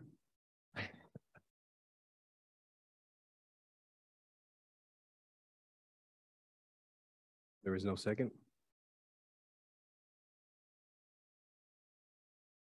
Motion failed. Okay. Moving on. Well, before we move on, what is the direction of the council? No direction of the council? That's to proceed. What we're. Well, I think for me, the direction is what we talked about with Alex, as far as getting the design and get that stuff in place. You know, he wants to put a well in there. He wants to put the drainage system in there, everything like that. I think we need a design and a plan put in place. So do we need a motion for that?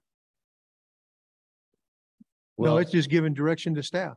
yeah, on a deadlocked You just want motion, concession from the council?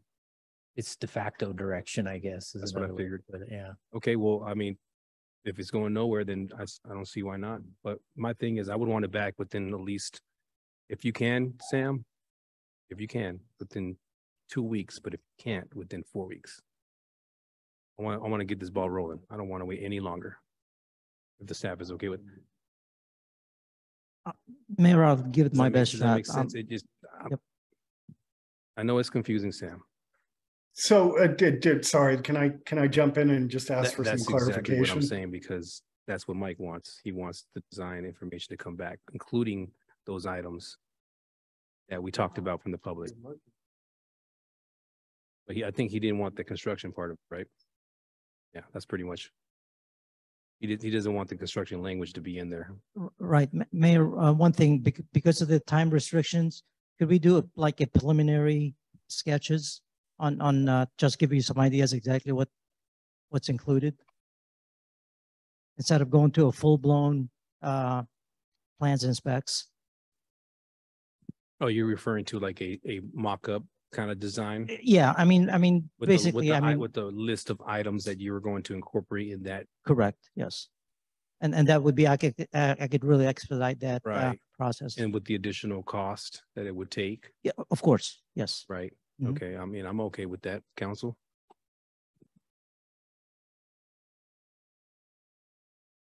Are we making a resolution that we're gonna have? Yeah, We're trying to What are we give, we're doing trying to here? give. Staff- we're trying to give staff Sam will- some direction here, because I don't want this just to be a conversation we don't come back to. I'd recommend that staff has received all the input tonight and we'll be back with something at its earliest. So no input, you said that no input tonight, and then we'll see it on an agenda. I think yes. I think that's the best So way. the to move council on. members adding to what I'm adding. Regardless of what happened tonight, personally, I'm a little disappointed, but it is what it is, and we'll bring this back, live to fight another day. Thank you. Okay, moving on to item number 17. Resolution number 2022-98, authorizing acceptance of the Clean California Local Grant Program Award to improve Smyrna Park. Okay. Mayor, Vice Mayor, Councilman, I'm pleased to present Smyrna Park Capital Improvement Project. This will be for the fall of 2022 and June 2024. That's the proposed term. The existing conditions at Smyrna Park include several potential items that are not so great, or things that we're not so proud of. We have too few community gathering sites. We have aging park amenities.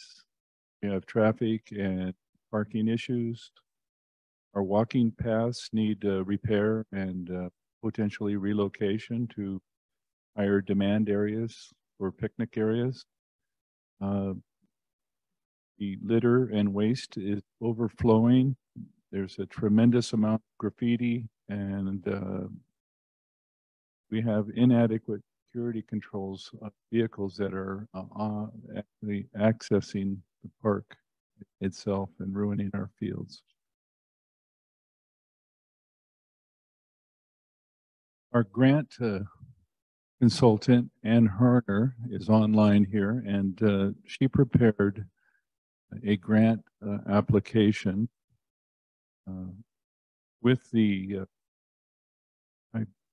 I believe it's the California Clean Local Grants Fund, which is the acronym is CCLGP, and she provided in the application several pictures of the blight from litter and waste. First slide. The next slide would be pictures of typical graffiti and vandalism observed on or after a normal weekend. The next slide, we have pictures of misused pathways and park amenities and the temporary solutions that our people put to block the vehicular traffic onto the fields. Next slide. We have pictures of the aging canopies and inadequate parking areas and ill-planned pedestrian flow pathways. In the final slide, there's pictures of deteriorating pathways that create issues for mobility and access. Now, because Anne was able to demonstrate a need, we actually were awarded $2,872,661 in the Clean California Local Grant Fund. And we did this by competition. Our Samaritan Park rose to the top, and they gave us a tremendous amount of money to get this thing done, and was able to reduce the amount of local matching fund from 25% down to 12.5%, which is a feat in all itself. I mean, it's a wonderful thing.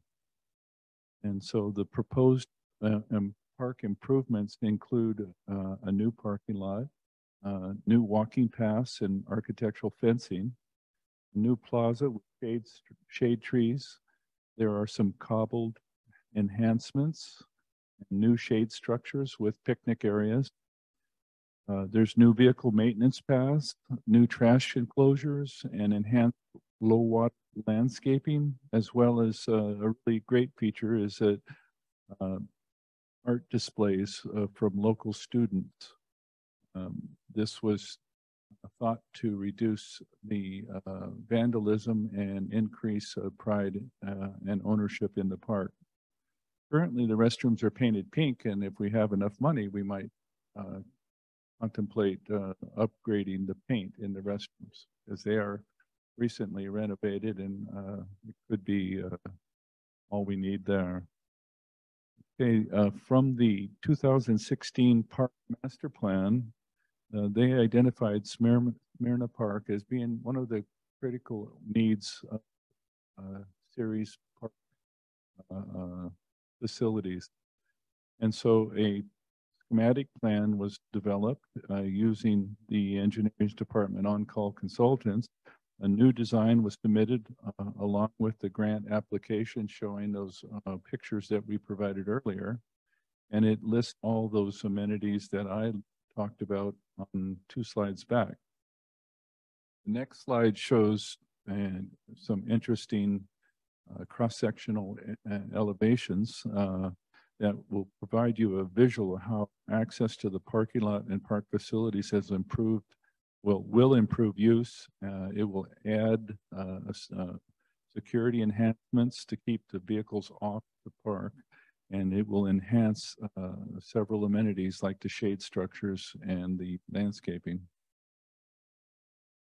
Next slide shows the encouragement that we're going to provide the local community to submit artwork and murals, and this can be done on an annual basis. We have different ways to provide the art, and whether or not it's actually murals on the skateboard facility or uniquely painted underneath the shade structures.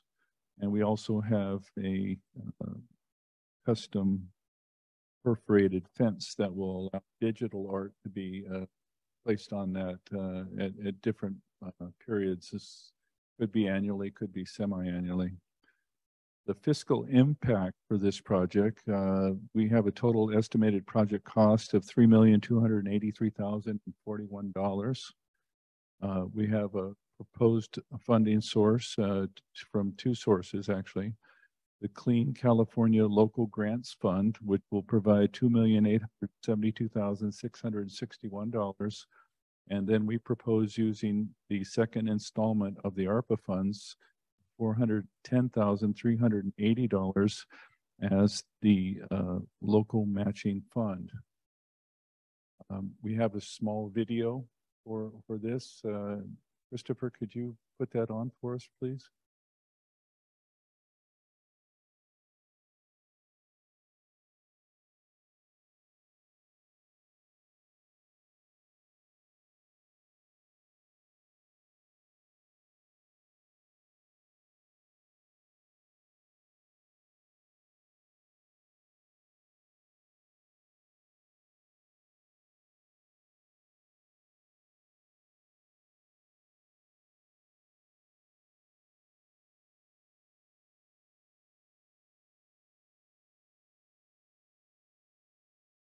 Thank you. The staff recommends that the council accept the Clean California Local Grants Fund award $2,872,881 and authorize $410,380 of the second installment of the ARPA funds as our local matching fund. Thank you. Any members of the public that have any comments? Mr. Warren. Thank you, Mr. Mayor. John Warren, City of Ceres. When I read through this from the staff notes and things, I didn't see where there was any mention of cameras. Back when this project was first presented from Caltrans, because it's a Caltrans project, upgrade around the state of California, certain cities. I thought I remember there was cameras included in this because of the security issues and the tagging issues and the graffiti issues, vandalism issues. And if I remember right, in Chief Collins' presentation, I don't think Samaritan Park was included in the cameras that I remember in his presentation. Quite possibly, yes, but I thought Caltrans funds were going to be used for security in this particular. Cameras at Samaritan Park was included in the original plan that was on the 11th of this month. We'll bring that back, hopefully the first council meeting in August, if not the second, with a complete package to include Ochoa Park as well. That's in the thought. And then the funding, because it talked about ARPA funds, and council hasn't addressed the upcoming second phase of those ARPA funds. So when I look at this, I'm saying, hey, wait a minute, I don't remember Samaritan Park being included in the ARPA funds from before and receiving any of that money. But you answered the question, you plan on asking for that money in the future. Maybe we've kind of got the cart in front of the horse here, but that did answer my question. So thank you very much. Thank you. Any other members of the public would like to make a comment? Members on Zoom? There's no hand raised on Zoom. Bring this back to council for any questions. I see Klein has pushed the button. And I apologize to staff because, you know, usually I try to ask questions ahead of time. Clean California local grant funds, when are those going to be available?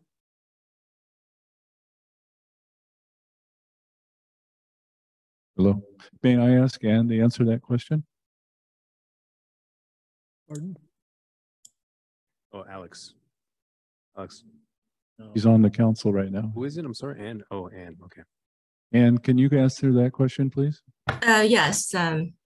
This is Ann. The grant actually is available right now. The city has been awarded the grants. They notified all the recipients early in March of this year. We are only waiting for direction from council to accept it, and then we will move forward with the Caltrans agreement. And once that's executed, the funds will be available to the city. I want to indicate that there is a deadline. So the grants have to be completed by June 2024. We have a fairly tight schedule already. So the funds are available to answer your questions. Okay. ARPA funds, second installment, when are they available?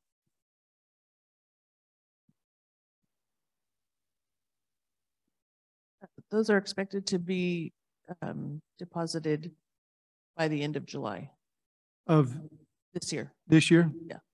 Okay. My last question is, when is this project slated to commence?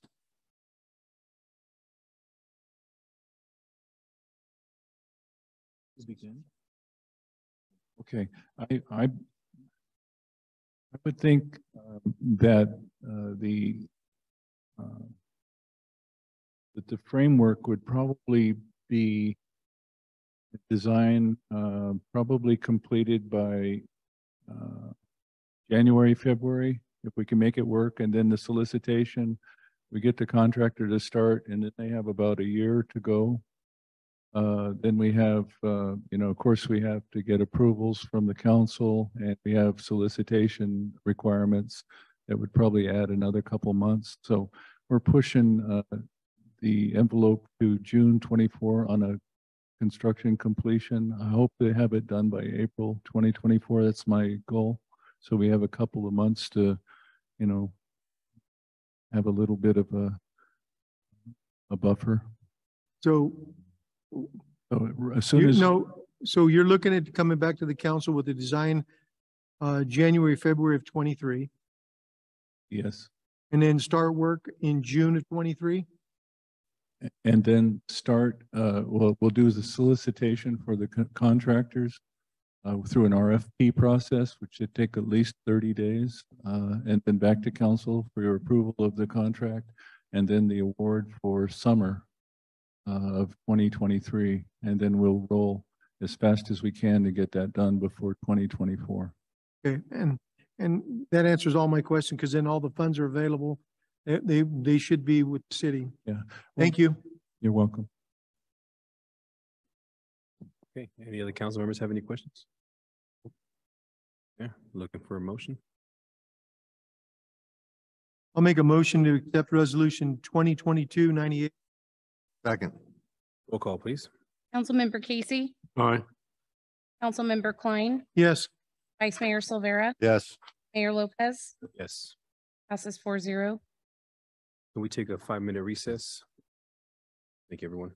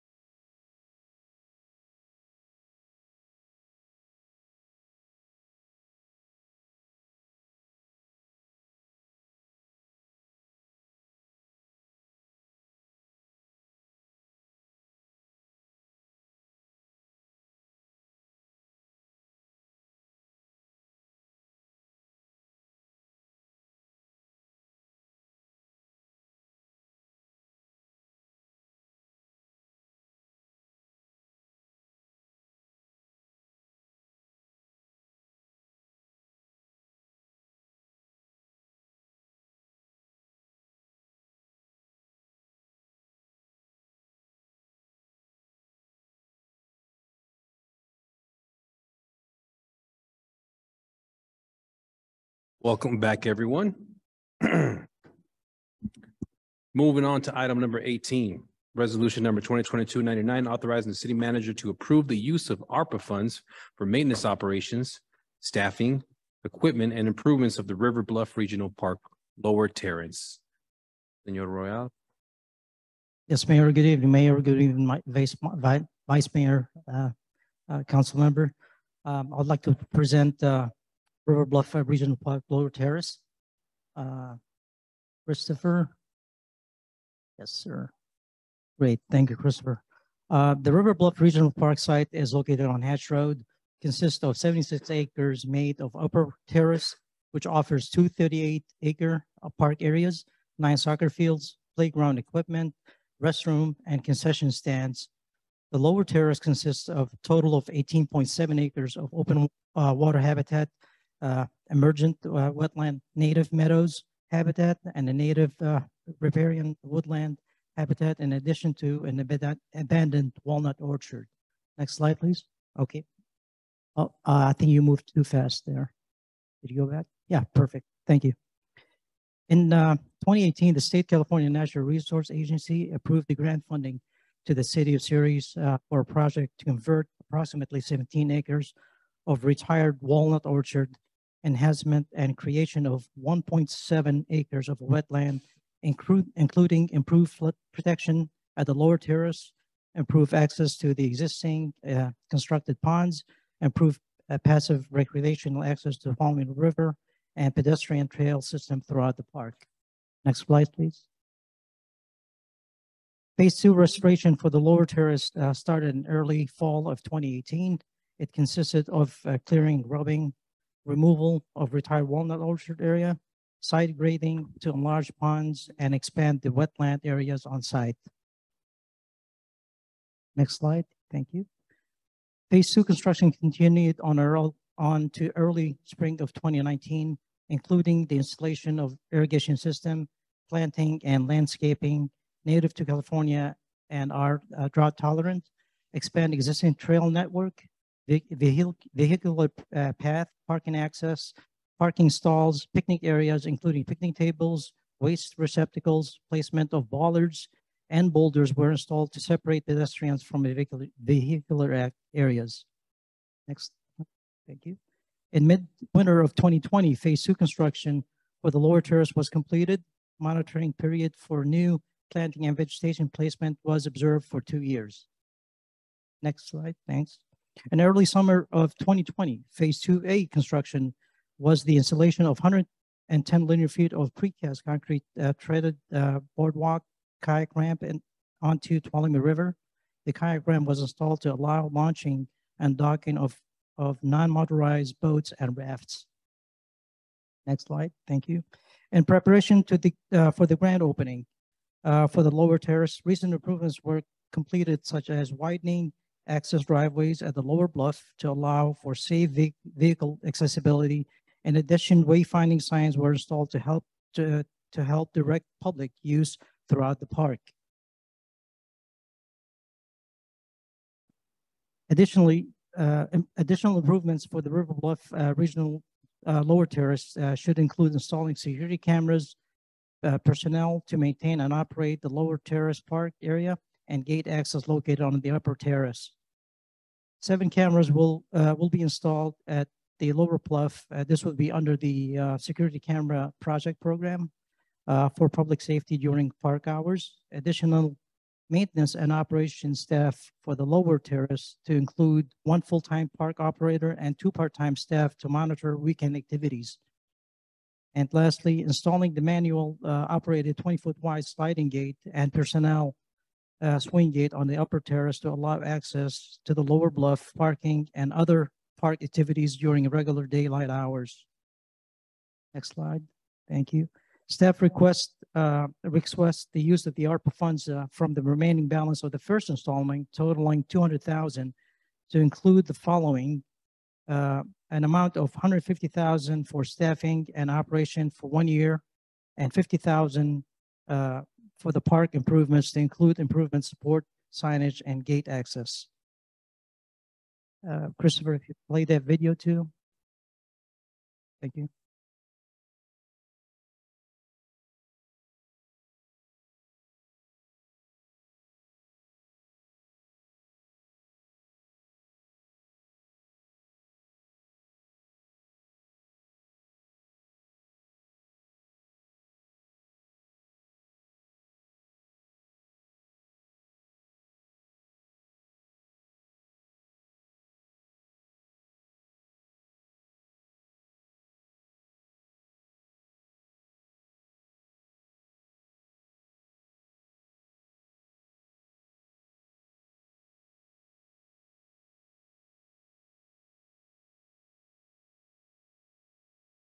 Perfect. Thank you, Christopher. That concludes my presentation. I could take any questions right now.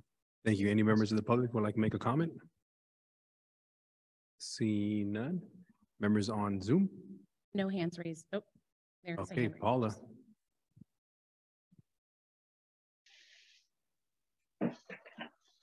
Okay, can you hear me? Yes. So my question would be is after these funds run out, how are we going to pay for the staffing that you're requesting to use the funds for in the future?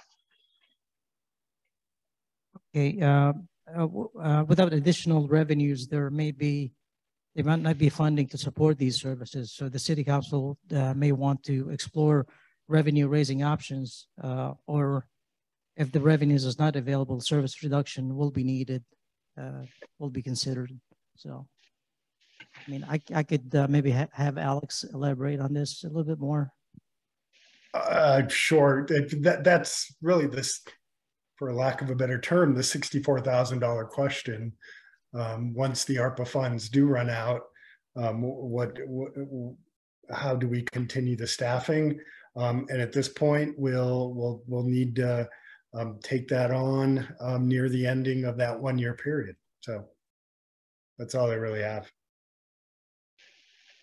It just seems to me that we could use the funds on something else since we don't have an answer to where the funding is going to come from in the future for those employees.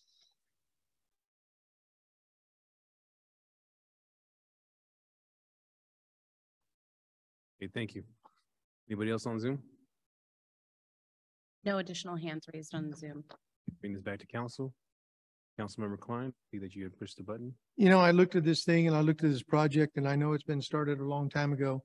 But then I looked at what the ARPA, what the city council approved for ARPA funds on phase 1.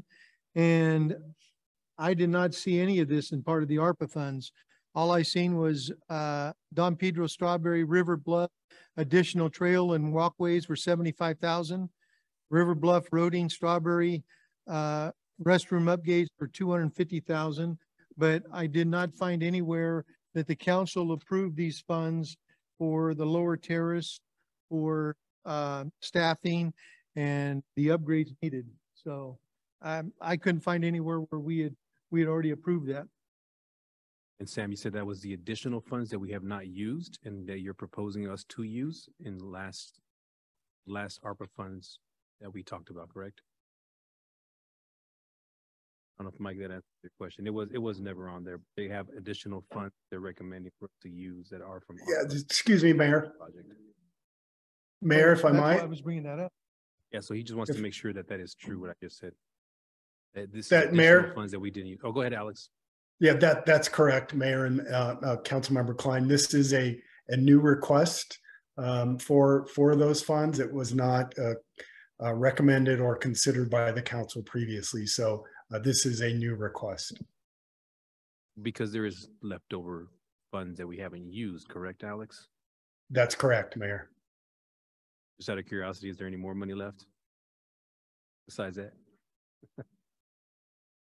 That you know off the top of your head? I'm just curious. Who, me, Mayor? No, I was talking to Alex. Not that I'm aware of. I think we're at the end of that first round of allocate or funding, Mayor. Appreciate that. That was the reason why I asked for the second installment for Smyrna. Okay, because there is no more money left. Gotcha.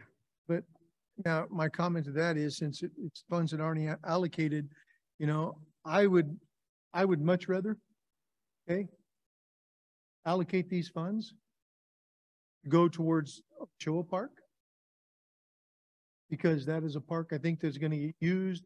It's a community park. You know, once we get the design phase and everything back, I think, you know, we have the extra funds. I think, you know, that's the direction that, you know, we should have the discussion on the extra funds and how we want to do it.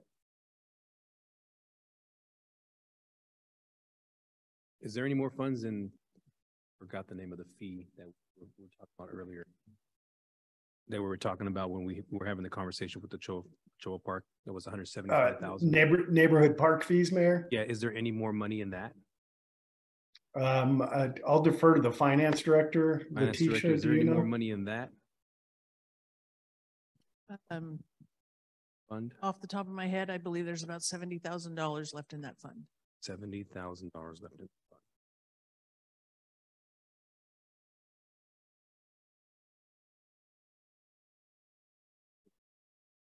Well, without knowing what the cost is going to be for Ochoa for the additional funds, how can we say that $200,000 would be enough?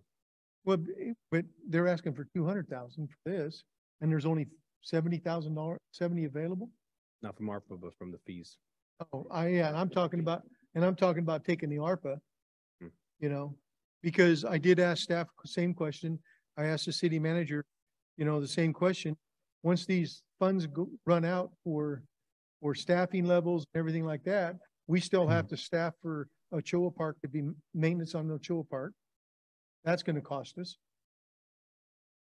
And I think that, you know, with River Bluff, the soccer fields and everything we have, the things that we're doing there, you know, and Ochoa Park to me is more important to me, this is just me, than the lower terrace. I want the lower terrace to be open. It's been my push for, like, and I'm sure everybody else's for the last 2 years since I got elected, to open it up. Well, but we also have the funds are available. It doesn't have to be spent overnight. So it's really open for discussion.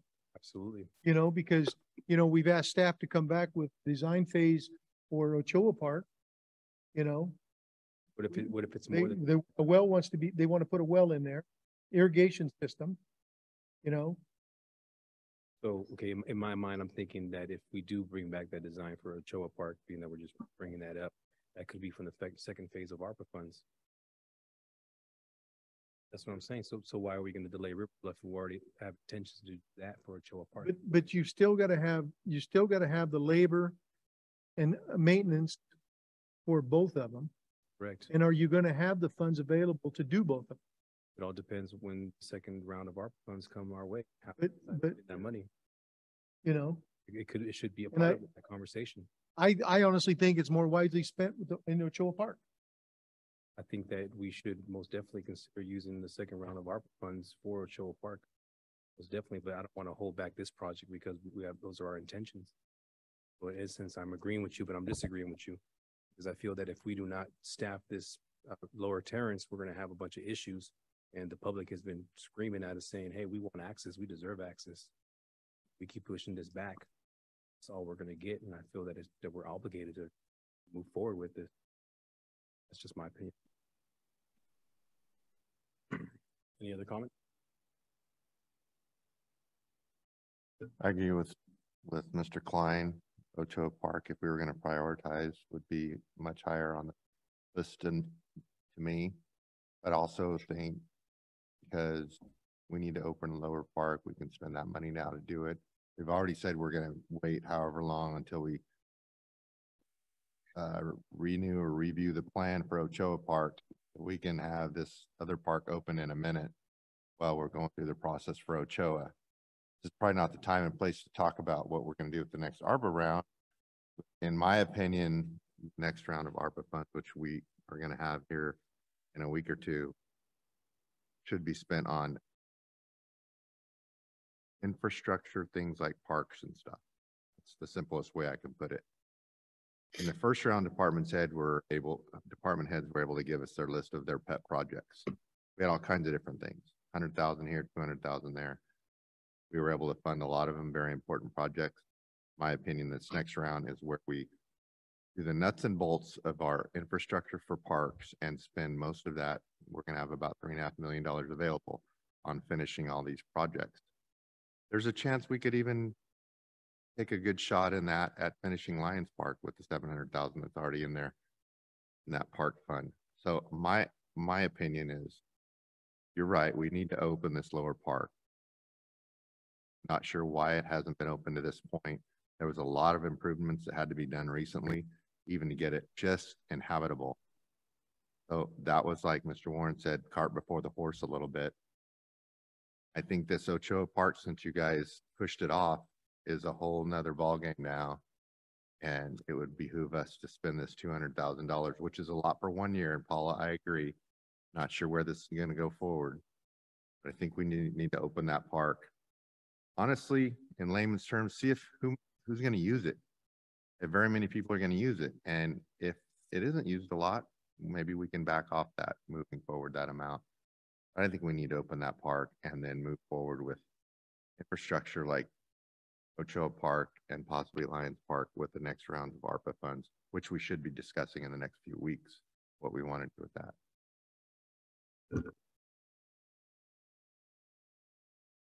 I just want to clarify what Councilman Klein said. We approved certain dollar, but they've added to that? No, Back Councilman. whenever we were approving different things, we approved a particular dollar amount for this project. The Lower River Bluff Park wasn't part of our original ARPA fund spending plan. What we're doing, there was some things on the list that weren't funded, which created an excess amount, and some stuff that just didn't cost as much.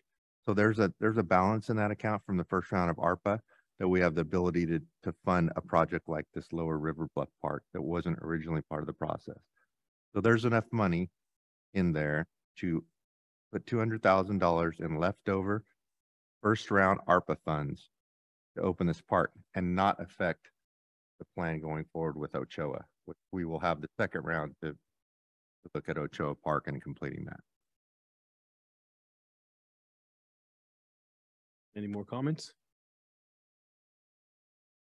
And with that, Move to approve 2022-99.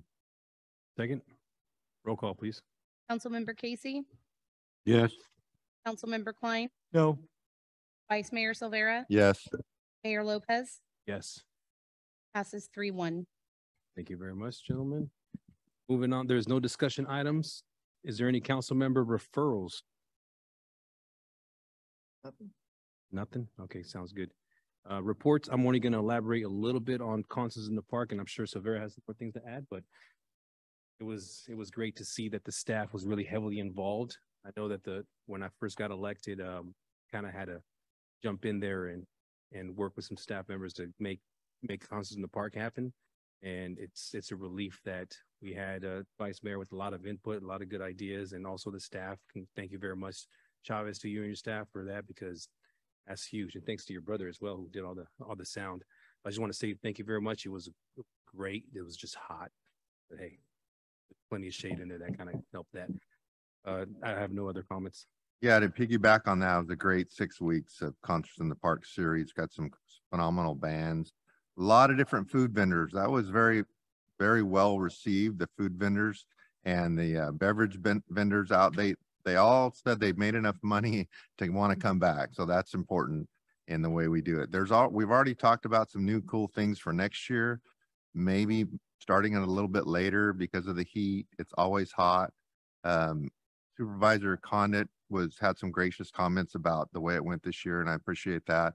But it was fun. It was kind of new and different. We hadn't done it this way for 3 or 4 or 5 years, but it was, I believe, very successful. All of us were out there at some point in time. The people seemed like they were having a great time. The food and beverage was definitely important and very successful. So let's look forward to 2023 Concerts in the Park, even bigger and better. Members, any other additional comments? You have anything to add for reports?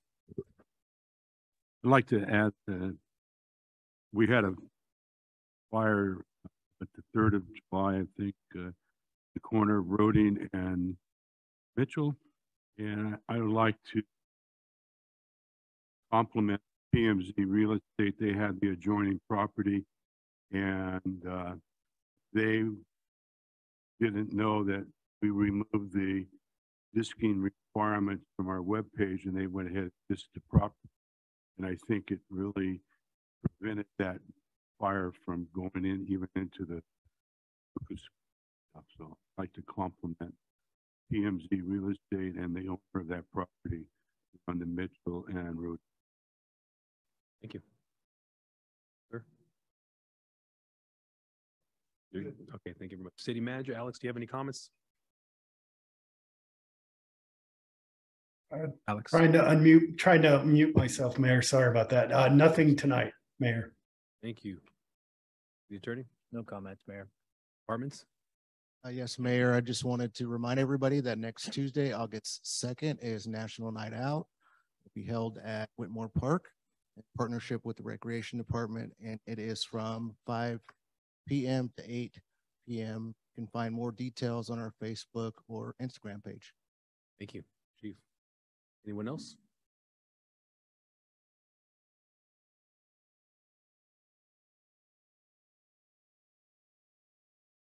I just wanted to compliment my, one of my engineers for staying late Friday night during the Morgan Road closure. There was a truck that went, hydraulic system went out, and he went above and beyond the duties, trying to make sure that the ranchette owners didn't have any impact, even though that had nothing to do with our construction project.